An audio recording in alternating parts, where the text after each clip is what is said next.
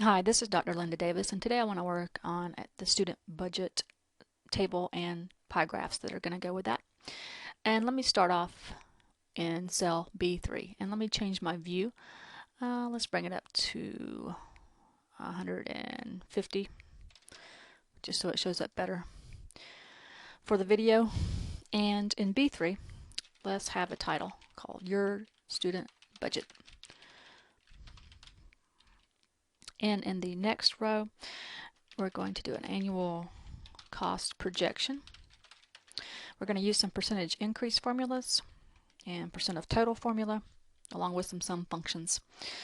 And the third row, I'm going to put the time frame. We'll say 2012 to 2016. And now I want to start my column headings. I'm going to have year, and let me put the years in. And with years, I'm going to start with 2012.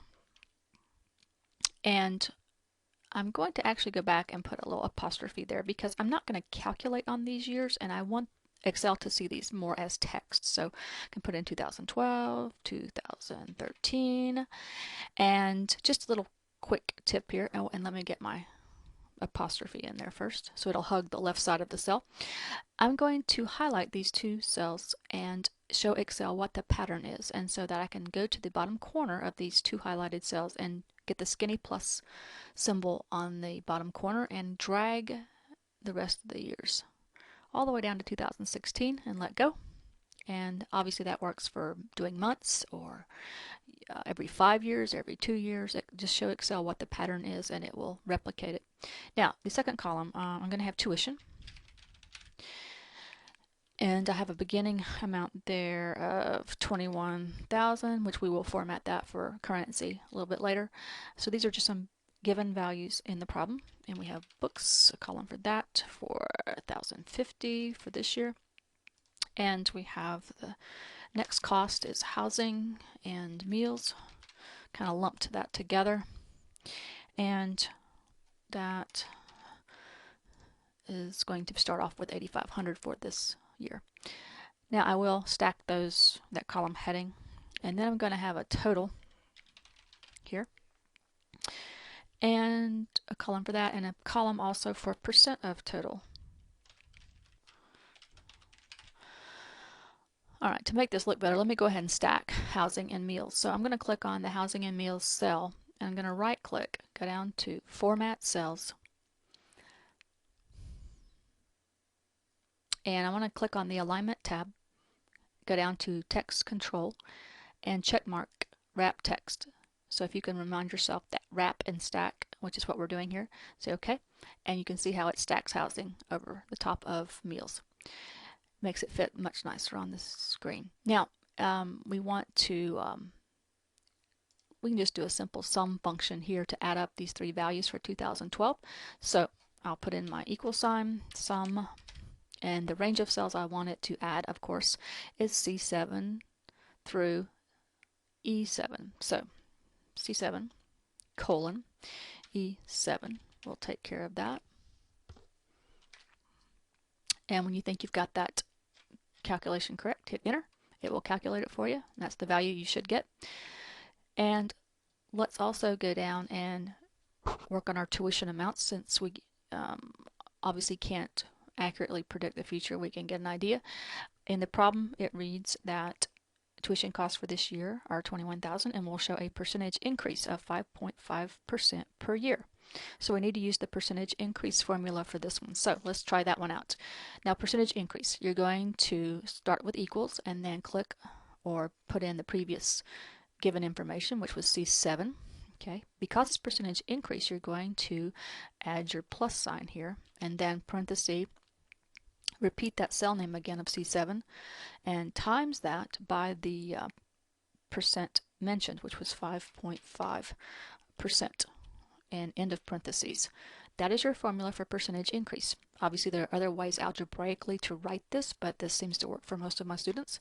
So I hit enter and that gives me that value, and in the formula bar you can still see the formula up here. Now you can also use your special function keys. You can click on F2. F2 will bring your formula back up if you need it. Otherwise, just hit enter and move on. Now, because you have that formula in that particular cell, you can drag that formula down and it will, in each year, increase it by an additional 5.5%. Obviously, companies do this a lot when they're predicting future costs or profit or revenues, whatever the case may be. That's just a nice formula to know how to use. Now, for books start off at 1,050 for the year. Actually, this is going to be a percentage decrease formula, so let's practice that. Percentage decrease, not much difference, but what you will notice is you will again refer to the given amount, which is in D7. This is where it's different. You put a minus sign there. That means percentage decrease is going to be happening. So equals D7 minus, and then parenthesis, repeat the D7 again, times that. And in our problem, it reads, books for this year are 1,050, but we'll show a percentage decrease of 7% per year due to students being more savvy about shopping around for books. So we'll use the percentage decrease formula and finish that off with a parenthesis. So that's what makes it a percentage decrease formula. Hit enter. That's your value. Let's drag it down. We will format these values later. Right now we just want to get them in. Now, housing and meals. In the problem, it reads that housing and meals cost for this year is $8,500. Because of rising food costs for the entire country, housing and meal costs will show a percentage increase of 8.7%. So, percentage increase, that means we got to go down one and show a percentage increase of 8.7%. So again, refer back to the previous given information. It's found in E7. And it's percentage increase, so we'll use a plus sign there. And then E7 times the 8.7%.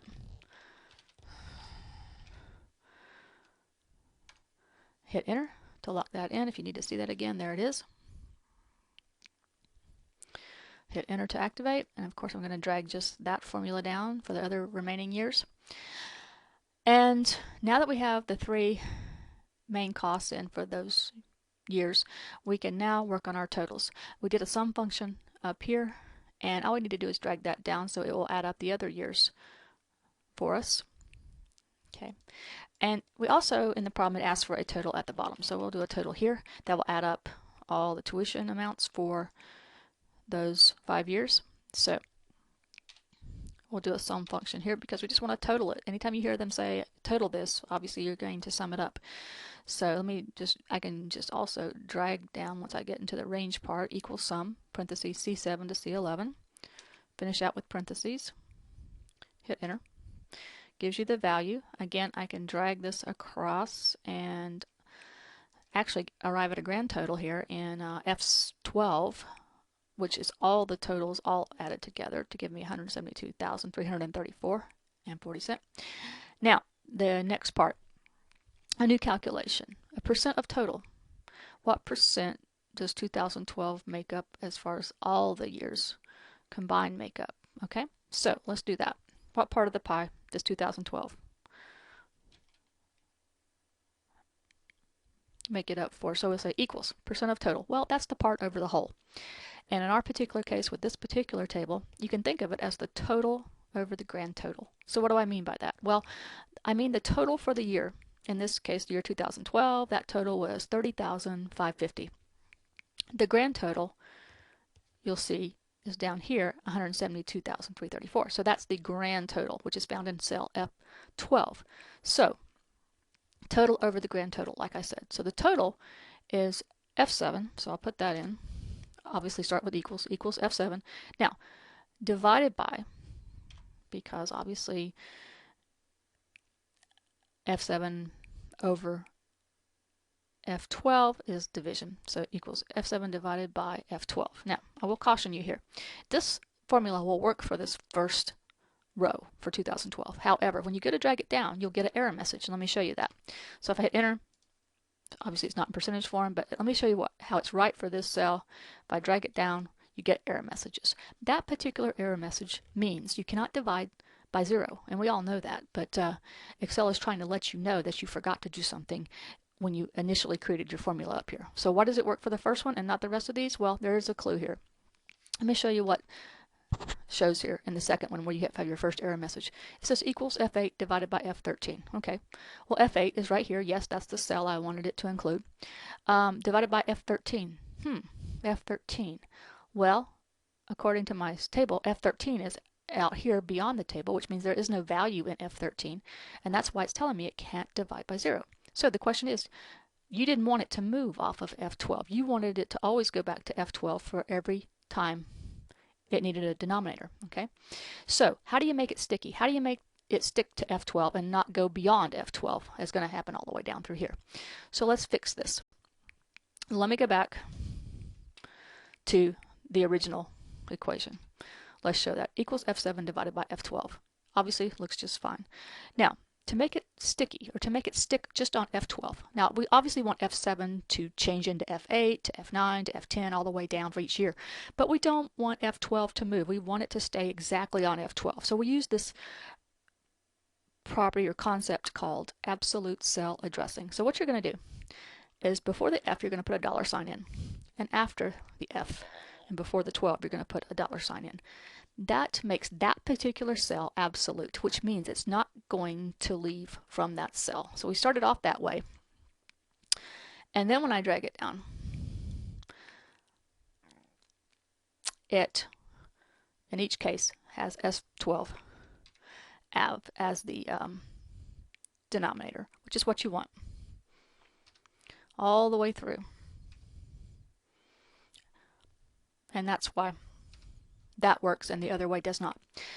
Okay, so obviously it needs to be in percentage form because this is percent of total. So let's highlight these and go ahead and format them for percentages. So I'll go home to the Home tab and I will say percentage. And the easy way is just go to the number ribbon and hit percentage. And for this particular problem, I just told my students to leave it to whole numbers.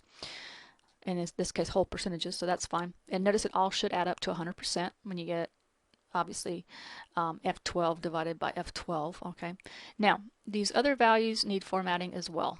So these obviously, if it's cost, then you should think of it as automatically as currency. So let's highlight the rest of these values and make them currency. Now I'm not going to use the initial $sign you see here as a shortcut. I'm going to actually, because that's the accounting version and I don't like that one. So let's go to the number ribbon and click on the little arrow next to that, and let's just tell it is currency. I want to leave the decimal places to 0, which makes it whole numbers. Okay, and check your symbol. If you're not dealing with US dollars, maybe you're dealing with the euro or the pound, then change it to whatever you need to change it to. And then of course this is where you select how you want your negative numbers to display. So always be mindful of that, especially when you just have a monochrome printer. So I'll say OK, and that's starting to look a little nicer there. It's time for some formatting. And we'll start at the top and work our way down. So I'll take the first row, since we know how many columns we have now, and I will go up to the Home tab and select Merge and Center, line by line, because it doesn't like it when you select more than one at a time. So row by row, just Merge and Center for those top 3 title section. Okay, now as far as this goes, we want to highlight what's left in the table, because I want to put a border around it, but I don't want to put a border around the whole table. I just want my border to be around the column headings and what's below that. Okay, so select that with your mouse, and then we'll go up to Home tab and then to the font ribbon, and you have borders as a shortcut here. So you have lots of borders to pick from. I like the thick box border for the main border, so click on that and it will apply it. If I click away from it, you'll see how it put that nice thick border around there. I will also put some sub borders in here. So I will go to bottom border, add that, and that separates out the column headings from the regular data. And I will also put one underneath the last bit of regular data before it gets into total data. So I'll put a bottom border there. And then I want to do a little shading. So I'm going to highlight the column headings again and just shade them in whatever color you want. But my students, I tell them to use just a kind of a soft gray. And we have a little bit of alignment to do, a little bit of formatting on the title. Just because I have them sticking to a certain font for the titles this semester, I'm having them use Bookman Old Style. There it is. And size 18 for the bold. And that's just for the table. And now alignments. Well, year sits nicely on top of the actual year because I remember I put the apostrophe in there to make it hug the left. Okay, tuition. Now that has values under numbers underneath it, so that needs to hug the right. Books needs to hug the right. Housing and meals need to hug the right. Total needs to hug the right because they all have numbers underneath them. Percent of total is pretty much locked in there, but I'm still going to push it to the right. Okay, probably needs be a little bit wider for that particular column. Okay, at this point, everything should be in, and we want to work on a graph. So let's get the table ready to accept a graph. So what we're going to do is I'm going to take my view back down to normal, 100% zoom. And I'm going to click on column A, the A in column A, and that highlights all of column A. Then I'm going to hold Control down and go to the next available free column, which happens to be H in this case, and click on H. So A, and let go of Control. And now A through H are highlighted. And then we're going to take our mouse back and widen column A. And as you widen column A, you should also notice that column H is also becoming wider. So just pull that along to where you get to the point that all you see on your screen is column A through H, and then stop when you get there. Now,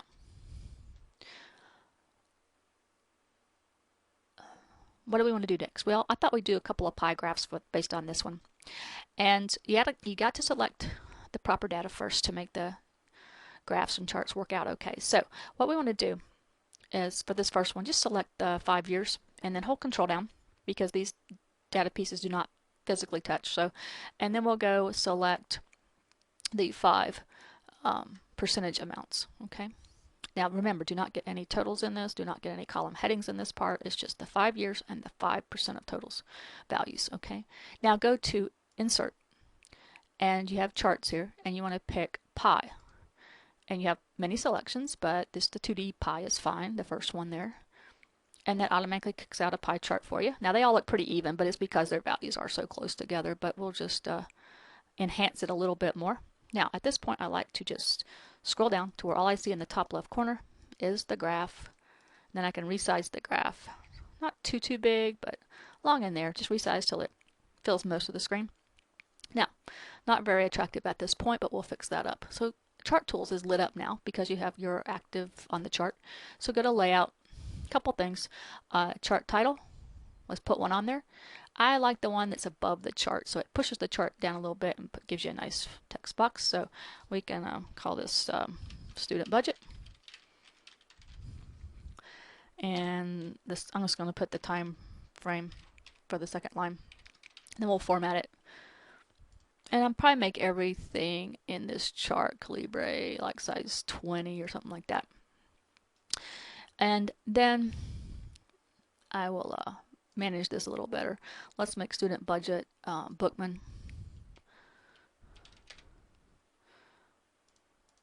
And size 16, bold, and then obviously the date range does not need to be big and bold either, so I'm just going to take that back to size something smaller like 14, take the bold off, just like that. Okay, now it gets a little uneven here, or not centered, so you can always move one or the other. Now I noticed here too that my legend is over here on the right. I don't like it over there, I like it at the bottom, so I'm going to move the legend. So I can just go to Layout and go to Legend and just tell it to show Legend at bottom, and that'll work just fine. Now if ever your pie is just too big, doesn't fit right, you can always click and get a square around the pie chart and just shrink it up a little bit with your double arrow with your mouse, okay, and pull it around wherever you want it to center up at. Looking a little better. And now let's add some data labels in here so that each piece of the pie can have a value showing inside of it. So again, go to Chart Tools and Layout and go to Data Labels. And I prefer on this one inside end, and you can see how it puts the percentages in there for you. And you can even ask for more labels than that within each pie piece if you want. And I will show you on the next one, I'll actually be using best fit. So when you have a little sliver, that doesn't, the percentage amount doesn't actually fit inside there, you can use best fit and it'll kick it on the outside and put the rest of them on the inside that it will fit into. So that's a good one to use too sometimes. All right, now at this point, my students just need to remember to put their little text box with their name and class in this bottom corner.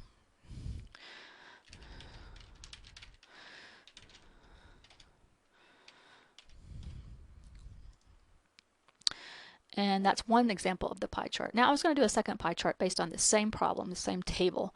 So my next one, I'm just going to take tuition, books, and housing and meals. Those put 3 cost column names.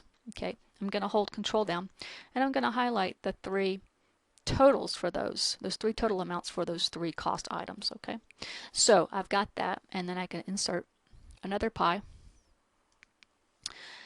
and obviously you can always extract more than one type of graph from each table. Now let's say I do that one again. I scroll down and I resize it to fill the screen. Don't want to go too far. I think I went too far, but anyway, let's see if that fits still.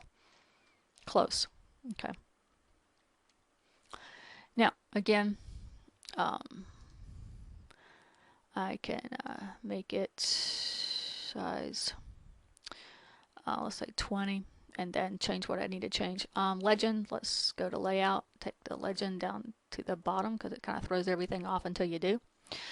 And this is showing how tuition, books, and housing and meals make up the pie. Okay, so we need a chart title too. So let's click on layout and then chart title above chart, and we'll say, call it student budget.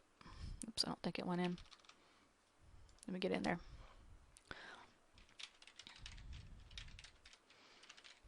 And delete out chart title. And I hit enter and go down to the next one. That's just the time range, 2012 to 2016. And format it again for Bookman, old style. There it is. And size 16 for charts, bold. And then 2012 to 2016. Obviously it doesn't need to be that big. I'm going to take it down to Calibre, just like size 14, and take the bold off. Now, we want to add the data labels, and go back to chart tools layout, and data labels are here. And you might want to, in this case, like I said, do best fit, just because one of these values, the books part, is a sliver, and it's hard to make that large number fit inside there. So it's best to let it do best fit, so it puts the ones it can inside, and that one it just kicks it outside. So that probably works just fine. And also just remember, as always, you can move these around. You can format them to be different colors for the data labels, and whatever else you want to do on there. Okay. Now again, I'm just going to make sure my students know to have their name and class in here. So I'm just going to copy and paste it from above and just drag it down. Keep it in the bottom left corner. If I want it, my entire pie chart bigger, I can activate it and get the square going around it and up like that to fill the more vertical space here. Now also, if you don't like the colors in the pie, you can obviously change those. So anything on here is clickable to format. So right now I clicked and everything, all 3 pieces of the pie are activated. But if I want to isolate a pie, maybe I don't like the blue, I can click one more time on the blue and it isolates just the blue part of the pie here. So I can just go up to fill colors, fine, and I can find some other, ooh, don't think that works, but I can find some other color that'll work. And sometimes you have themes of color. If you're putting it into a PowerPoint and you want to stick to certain colors, that's fine too. Now, so that pretty much concludes what I'm trying to do today, to show you another table and some more formulas, as well as some inserting a pie chart and doing it a couple different ways, okay, to reveal several different views of it. All right, thank you for your time.